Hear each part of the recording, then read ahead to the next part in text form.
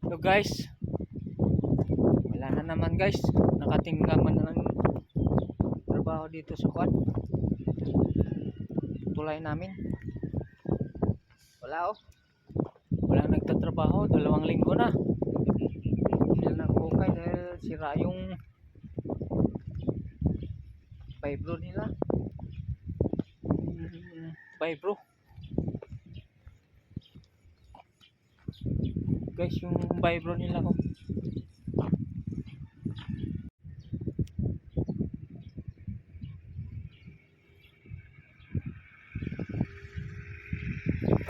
Ito yung vibro guys.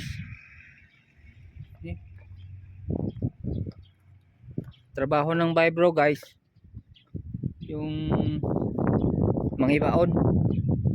Ito, ibabaon nila. Di na raw kaya maibaon tong casing ng poste dahil sira pala. Ayan guys. Dito raw yung kuan. May diferensya. Kaya di na kayang maibaon tong casing. Ayan daw wala na. 2 linggo nang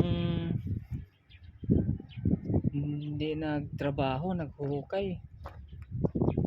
Ito yung makina guys ng vibro. Makina ng vibro to guys. Paanda rin nila to pag binaon nila tong casing na to.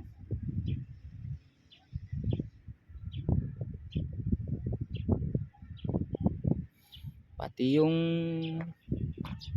ginagamit nila sa paghukay, yung mahaba.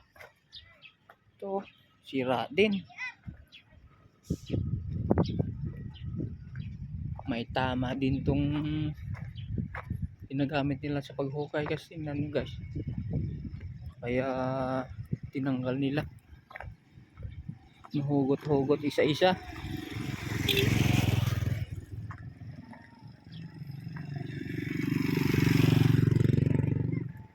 May tama to guys oh. Dito sa loob.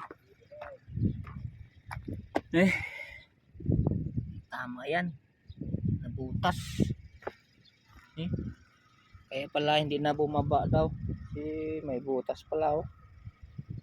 Ito yung sira. Puputulin nila to guys. Dudugtungan na naman ng iba. Kaya wala talaga. Tagal-tagalan na naman to matapos tong poste dito.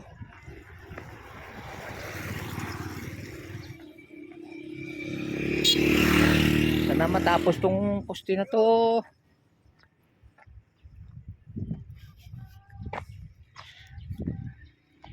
Hindi pa umaabot yung kuan, tag-ulan. Wala na, pag umabot na naman yung tag-ulan, wala na naman.